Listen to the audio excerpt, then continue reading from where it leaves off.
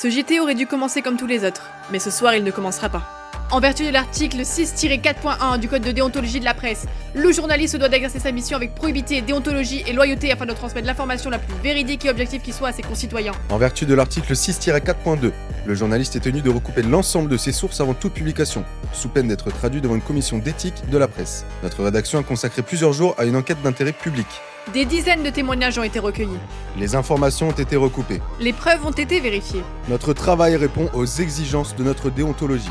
Et pourtant, ce reportage ne sera pas diffusé. Non pas parce que les informations seraient fausses, Non pas parce que les informations seraient insuffisamment vérifiées, mais parce qu'un veto éditorial imposé par notre patron Tyler, amoureux et plus objectif, a été opposé à leur diffusion. Lorsqu'une enquête d'intérêt public est empêchée pour des considérations personnelles, ce n'est plus seulement un reportage qui disparaît, c'est l'indépendance d'une rédaction qui est remise en question.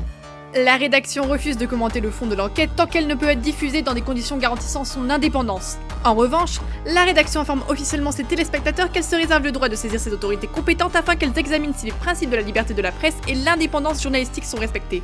Une presse qui ne peut plus publier n'informe plus. Elle obéit. En conséquence, la direction du Life Invader déclare officiellement un mouvement de grève.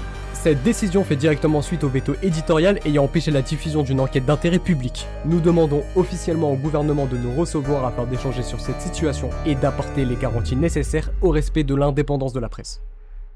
Jusqu'à l'ouverture de ce dialogue, ce mouvement sera maintenu. La liberté de la presse ne se négocie pas, elle se protège.